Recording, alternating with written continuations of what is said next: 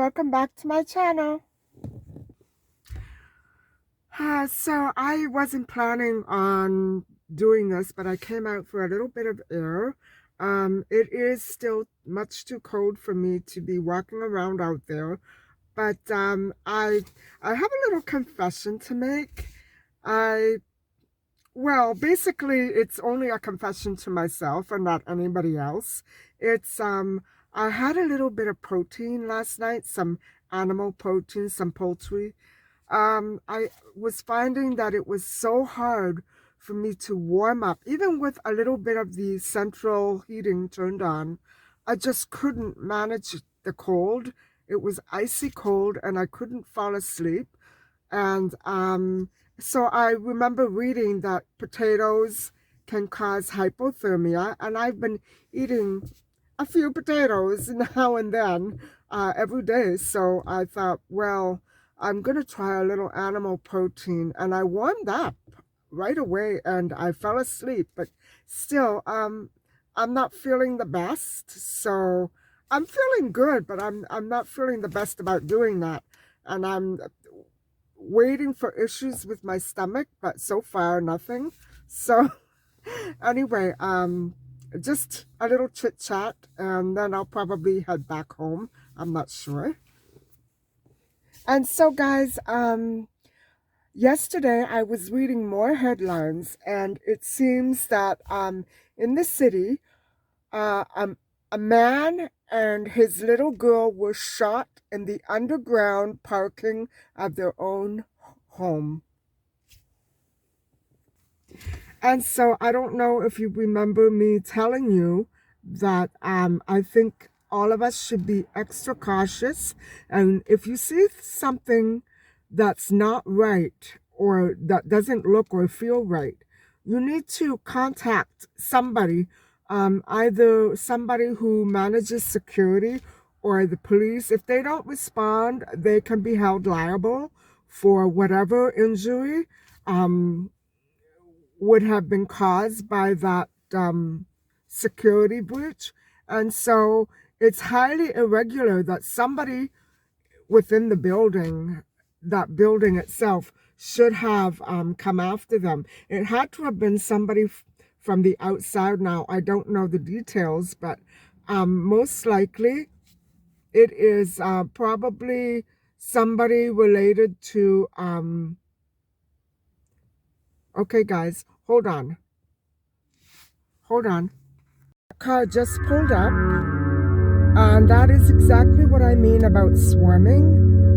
So I have to do what the detective that's helping me out, what he told me to do. So hold on, and I'll get back to you in a minute, okay?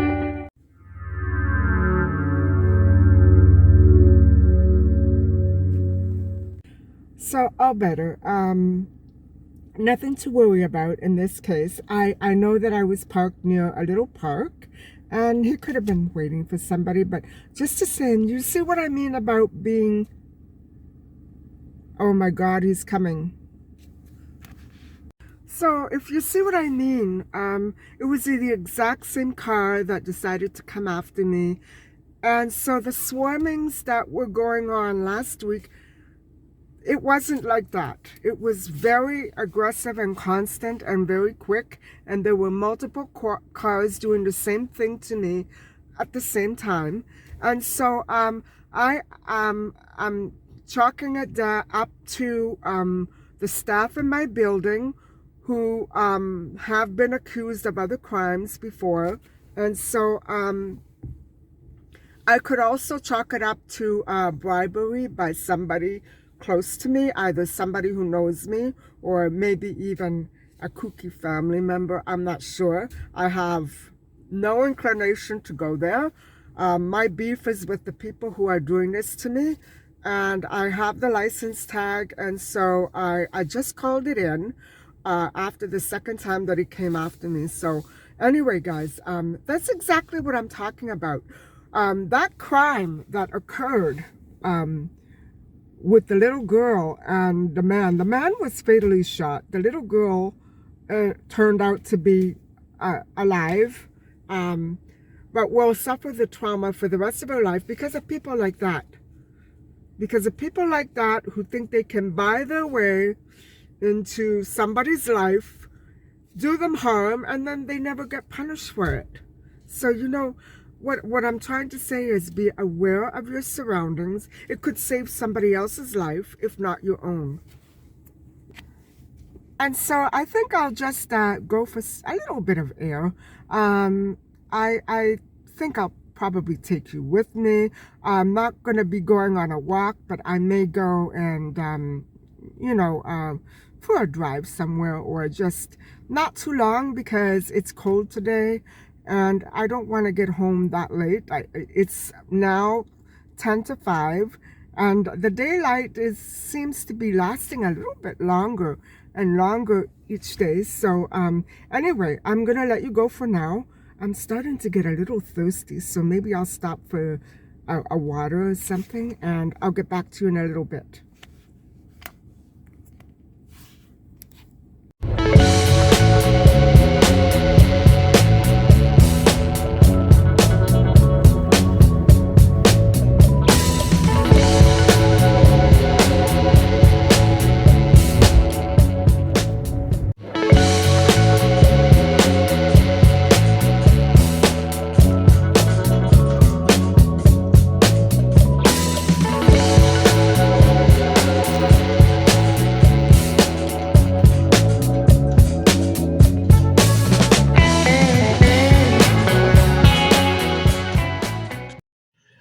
Hi guys, I'm back home now, and I had a nice uneventful day after that little situation on the road.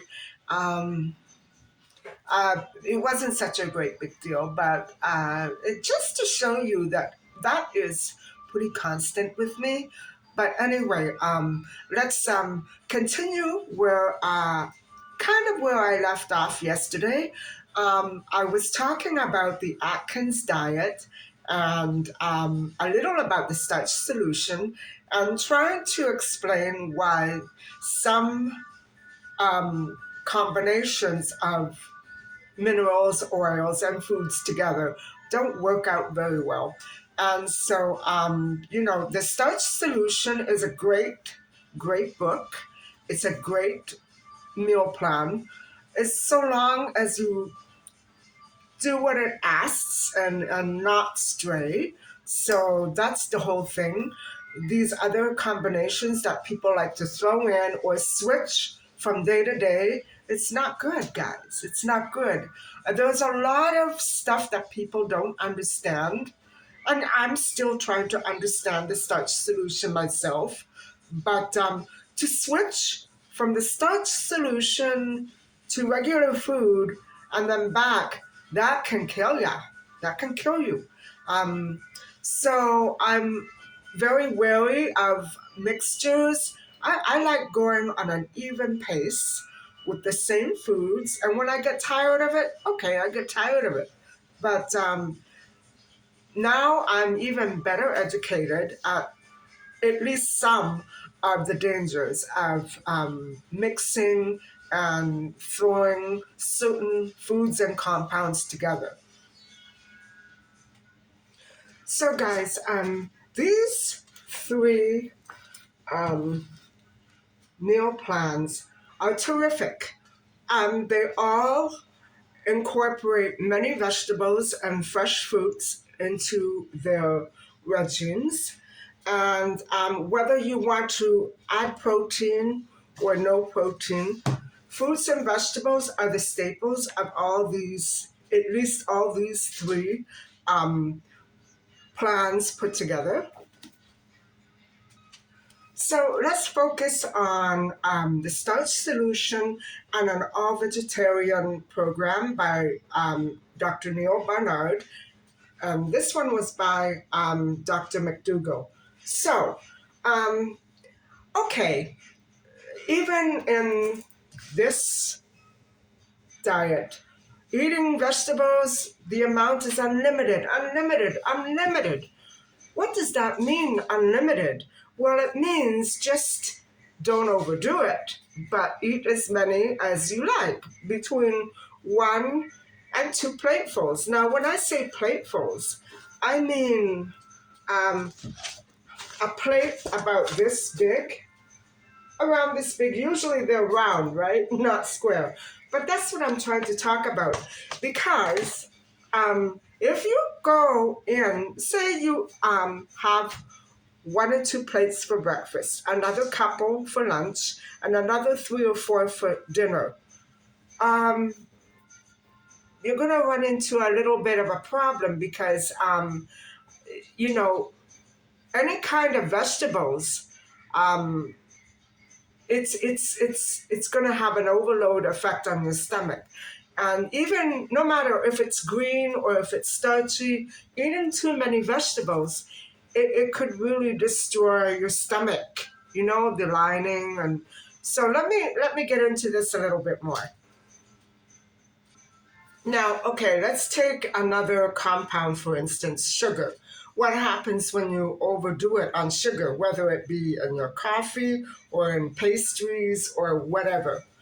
You could develop diabetes. So, essentially, a little sugar is not bad for most people. Um, However, if you overload on it, and this is what I was trying to say last night, if you overload on it, it's going to eventually take its toll on your body and develop into something negative. So, what if you're saying, well, I just want to eat enough as to maintain my good health or my present health or to get healthy? Well, how much is too much? Okay, say for instance, you have a plate full of vegetables. Well, that usually gives you enough nutrients and vitamins to last you the day. It's good enough. One plateful should be sufficient um, vitamins and nutrients for one day.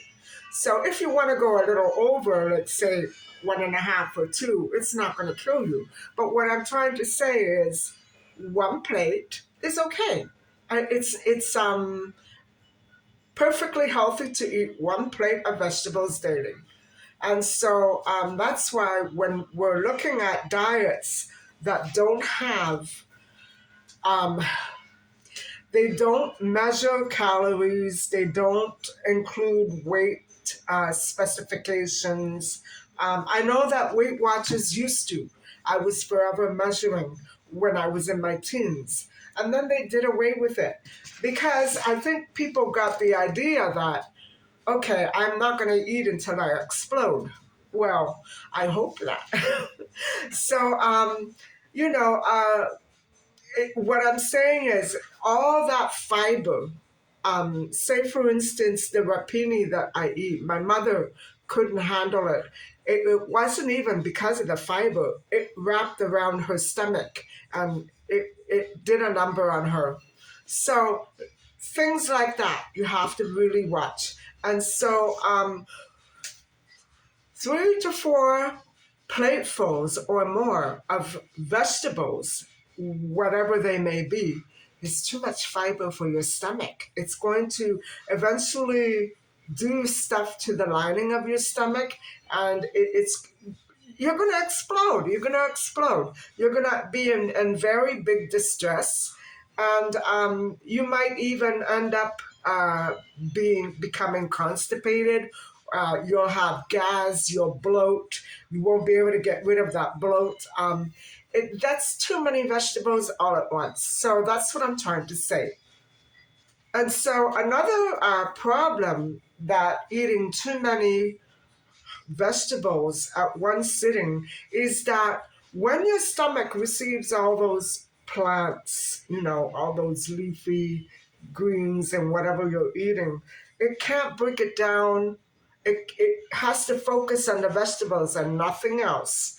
And so, say for instance, you're on the keto diet, which does take in protein and vegetables. Okay, say you have 4 platefuls of vegetables and a piece of meat, whatever.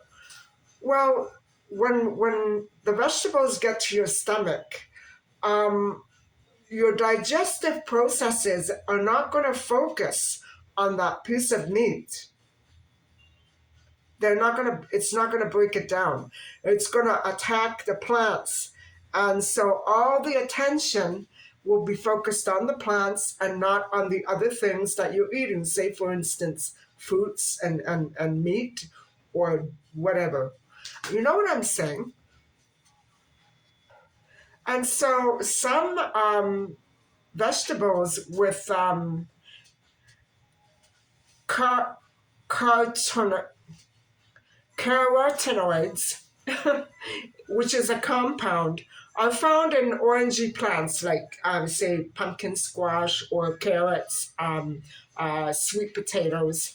If you do overdo it, like say 4 or 5 platefuls, your skin is going to get discolored, but it's only temporary and it's not harmful. But that will be a sign. You're going to look weird, but that will be a sign that you're taking in too many vegetables at once. And so the ideal amount of vegetables would be one or 1 to 1.5 to 2. That sounds great to me. And so there you have it. I'm picking on myself today. Again, the vegetarian diet can be a little underhanded. It can trick you and fool you into thinking that whatever you eat is going to be fine. Well, it depends on your stomach, actually, maybe your age and your present state of health. But I wouldn't want to eat all those leafy vegetables more than 3 or 4. I wouldn't do it. I wouldn't eat all those. I would keep it to a minimum and, take it from there. If you get hungry, you can always add a little more vegetables, but to eat copious amounts is very hard on your insides. And so all that fiber, now you know why. And so, guys, there's a stigma to food, isn't there? When you overeat on a certain food like meat or, say, milk or ice cream or cheese, there's a stigma. Not usually with vegetables, right? They're healthy, they're wonderful, and fruit as well. But what I'm saying is, I should do fruit one day. What I'm saying is that no matter what we do, no food comes without a limit or danger. If you eat them in excess, it's going to do you some harm, whether it be a little bit of harm or a lot. It depends on the food, the body, the amounts, all that. But so what I'm saying is, even vegetables can put us to shame if we eat too many of them, right? There's that stigma there. No matter what we do, we can't get away from that. And so I guess maybe you would want to know if there are any healthy combinations of foods that would be very beneficial when eaten together. And so the answer is yes, there are at least 16, 17 foods, fruits and vegetables that are extremely beneficial to your health when eaten together. These I'm talking about pairs of foods, and so listen on. So I'm sure that you've all heard of a spice called turmeric, and so this is a very ancient, widely used spice all over the world for very many types of dishes. And there's a whole history that goes with it, which is so interesting. A little like the history of saffron.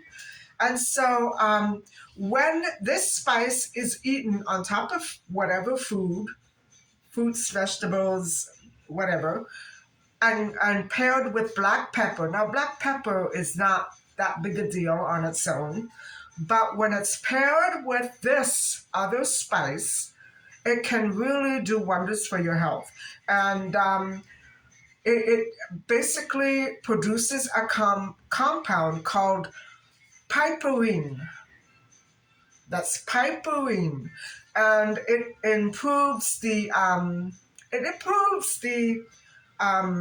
do you say, the permeability of this spice to get into your body, and it relieves chronic pain.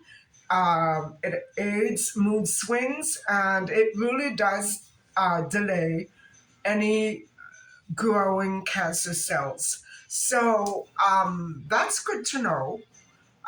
So if anybody out there is undergoing a cancer treatment, that I think it would be worth a shot, don't you? I wouldn't mind giving that a try. Anyway, on to the next combo. So another very good combination of two foods, actually one vegetable and one fruit, um, is spinach and strawberries. Now, there are so many ways that you can pair them, like within a drink, a shake, or a salad, or just on their own. They are so beautiful, guys. I love the colors together, don't you? I do love spinach and I do adore strawberries. And I have ever since I've been a very small child. And even spinach, I remember, you know, always thinking of Popeye and how much spinach he ate. And so the thing with these two foods is that they are very high in nutrients, and they are antioxidants, antioxidants. So they fight iron and vitamin C deficiencies, and iron is very oxygen laden, and so it's very predominant in your bloodstream. And deficiency that is linked to anemia and causes hair loss is greatly aided by these two foods. Um, these two foods also aid muscle weakness, fatigue, insomnia, and iron is also very, very essential for female health. And so iron is the big key component here. It's, you know, we can't live without iron, at least not women. Anyway, vitamin C improves the iron. How do I say, the iron? It increases the iron levels, and that's what I understand of it.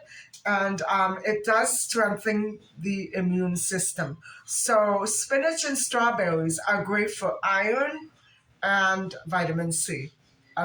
They are exceptional for the bloodstream.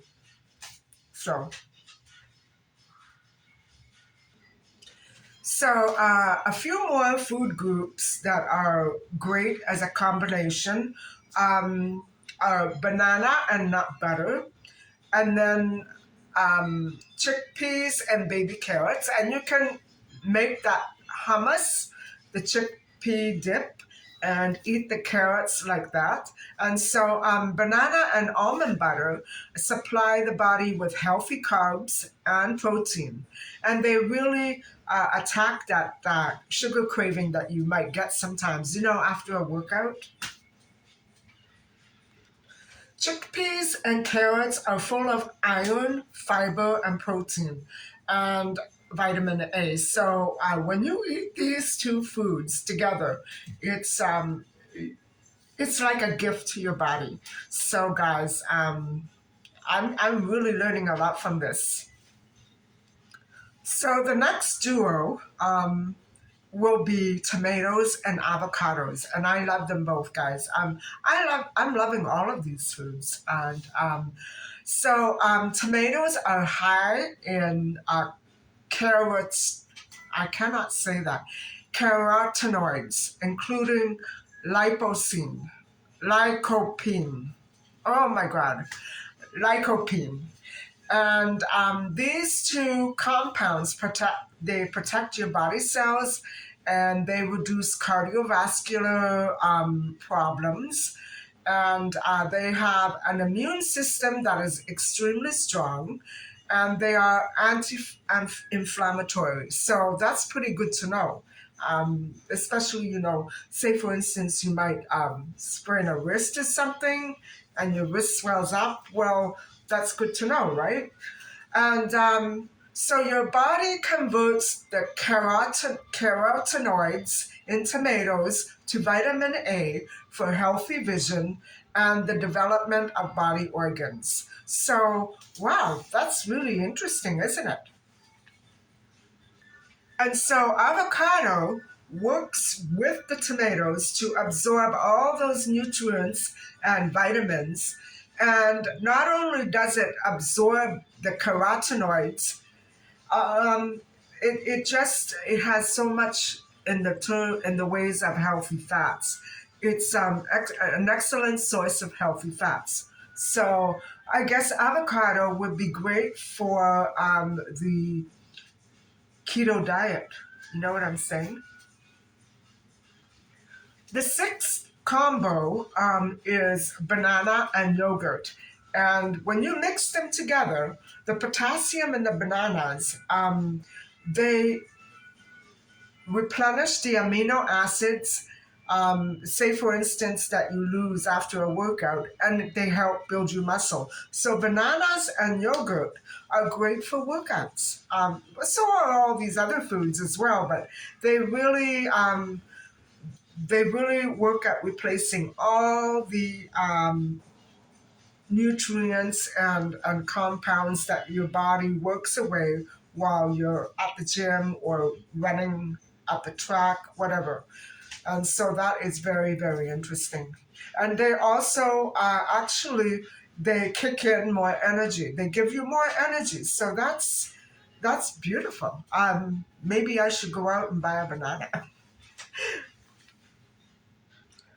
So this next food combo is actually animal protein or a seafood and a vegetable. It's the only thing that resembles animal protein on this list, which is so weird. And it's salmon and kale. So, kale, we remember we spoke about kale yesterday when I was trying to describe how certain foods um, attack some organs, and if they're eaten in very, very, very high volumes. And so, kale was one of those foods that we went over yesterday. Well, it so happens that kale does contain lots of vitamin C, magnesium, vitamin B6, iron, calcium, vitamin A, protein, and potassium. Wow, no wonder everybody's shaking it up. However, kale, as you remember from our discussion, is one of those vegetables that is not easily absorbed. Like the red beans that I was talking about yesterday. It's not very easily absorbed.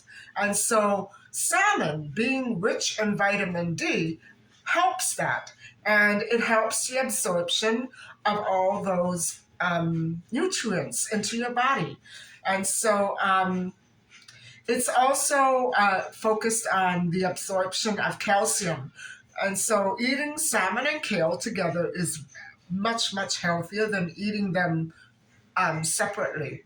I don't mean in separate rooms, I mean at separate meals. So, guys, number 8 is garlic and onion. Now, I know what you're going to say. I'm not eating those. Okay, you don't have to. But iron and zinc in whole grains become more permeable, easily absorbed when they are cooked with onions and garlic. So, and I do cook not often with both of them, but usually one or the other, sometimes both of them. So that's very interesting to know.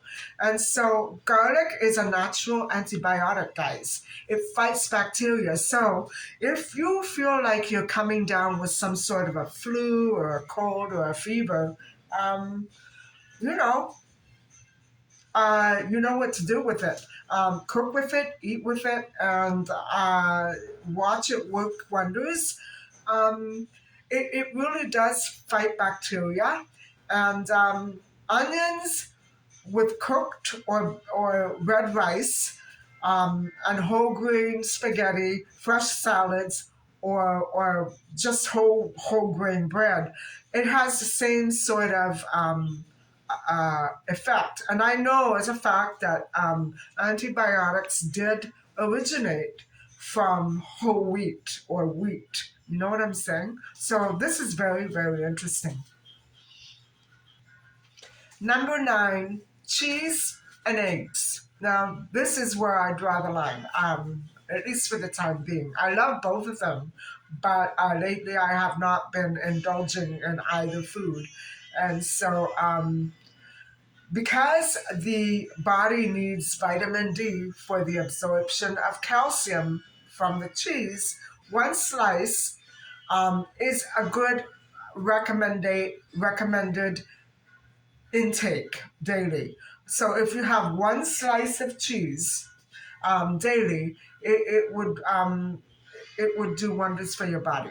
And so the vitamin D in egg yolk helps to absorb the calcium from the cheese. So um, too much calcium, as you know, could really turn in acidic. And so this is very interesting to know. The combo, the combination cancels each other out. You know what I mean? All the bad effects are canceled out. So, but it does say try not to eat them too late at night because it bloats you and it keeps you awake and it is not comfortable to sleep on a full stomach. So anyway, okay. So this next combo, bell pepper, those are the green peppers, and tofu, are a very great combination. And the thing is, okay, I'm okay with tofu, but I'm not crazy about bell peppers. So I like the red ones. And so, okay, tofu contains a lot of iron, much more iron than red meat does. And so, when paired with a bell pepper, tofu gives your body more nutrients than when you eat the uh, pepper alone. You know what I'm saying? And so, bell peppers contain so much vitamin C that it's much more prominent than vitamin C found in oranges. So um, it's really unbelievable that the iron and the vitamin C, which are both great for your body, are in those two simple foods. And I do like tofu. We're gonna have to do something about the bell peppers.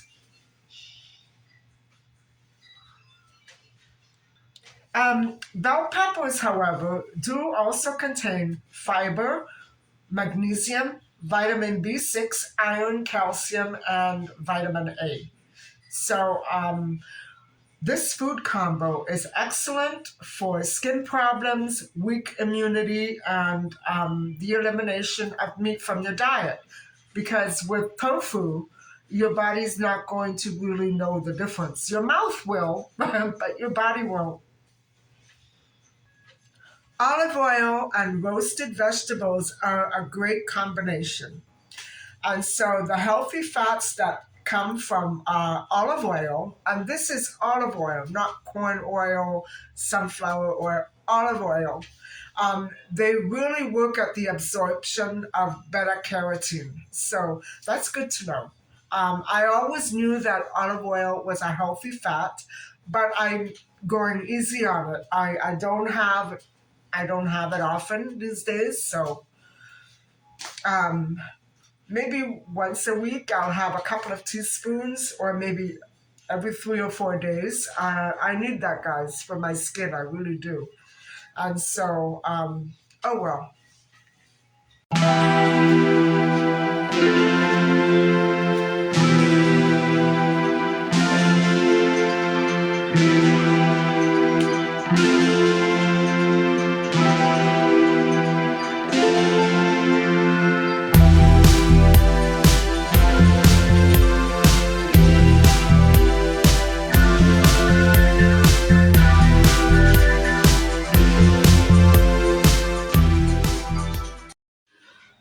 Um, Combination number 12 is raw vegetables and eggs. That is, raw vegetables and cooked eggs, not raw vegetables and raw eggs.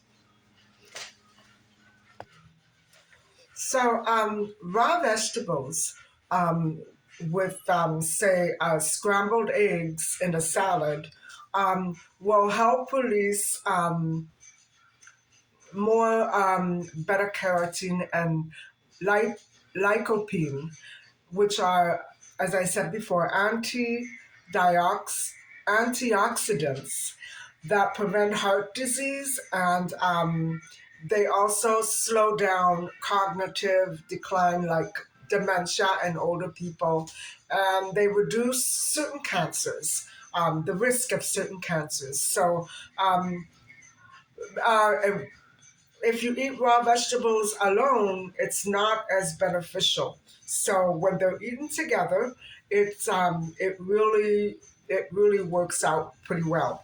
And so eggs help make these antioxidants more easily ingested into the body. So uh, if you don't want scrambled eggs, you can have vegetables with fried or hard boiled eggs, fried. And use raw vegetables and always avoid those creamy dressings. Actually, lemon juice is better than any dressing, but I like mine spicy. So that's the number 12, raw vegetables and cooked eggs.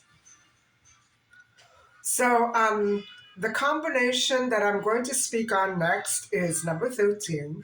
And this is oatmeal and berries.